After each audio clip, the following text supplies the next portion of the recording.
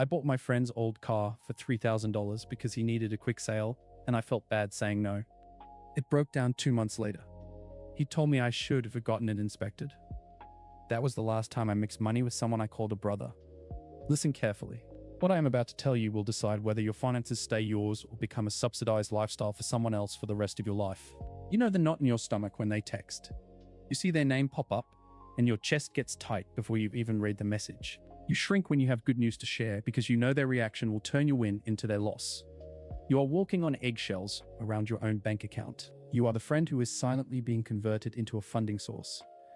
And the humiliation is in the voice in your head that asks why you keep allowing it.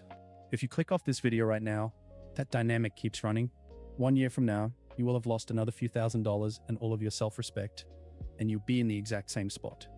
I spent $4,700 covering loans and emergencies for 2 people I'm not even in touch with anymore.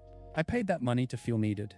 Psychologically, that's reciprocity exploitation.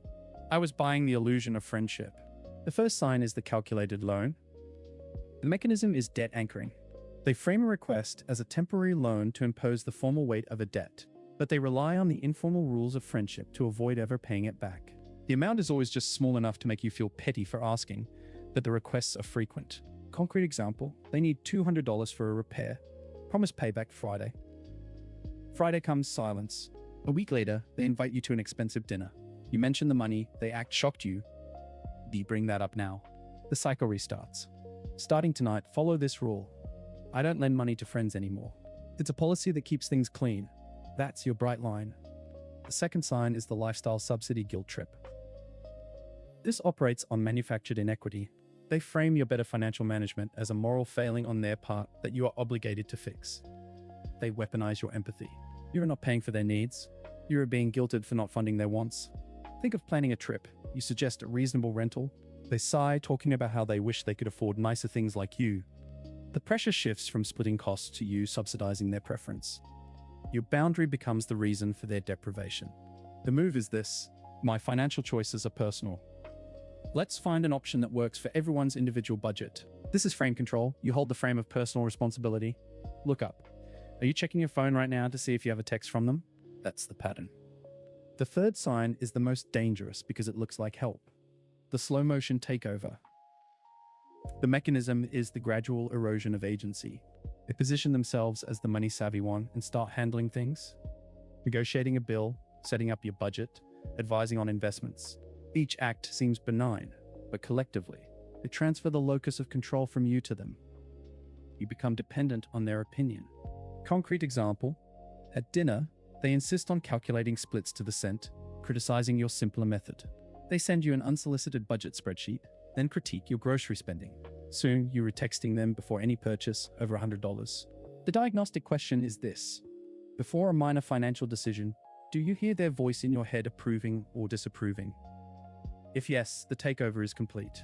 The tactile phrase is, I appreciate your interest, but I need to manage my own finances to learn. I won't be discussing the details anymore. This reintroduces cognitive ease. Your brain makes decisions without their static. If you are still watching, you are already different from the 90% who folded at the first sign of discomfort. The fact you were here means you were ready to cut the cord. This is the part where every other channel sells you a communication course or a budget template. Cope Ledger does not sell anything.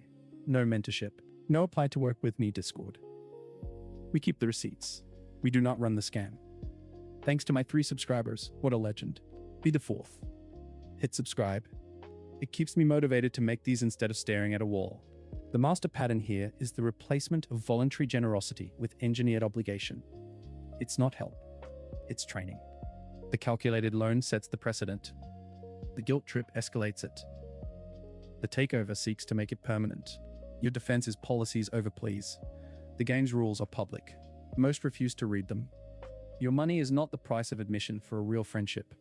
Drop your number in the comments, the exact dollar amount you've lost to loans that were never repaid. Just the number. I'll reply to the most honest one. The vague ones I'm leaving on read. The choice is yours. Stay their funding source, or reclaim your financial autonomy. 1 year from now, you will either be sitting in the same spot, or you will be the person who decided tonight. You are not a bank. You are a friend. There is a difference.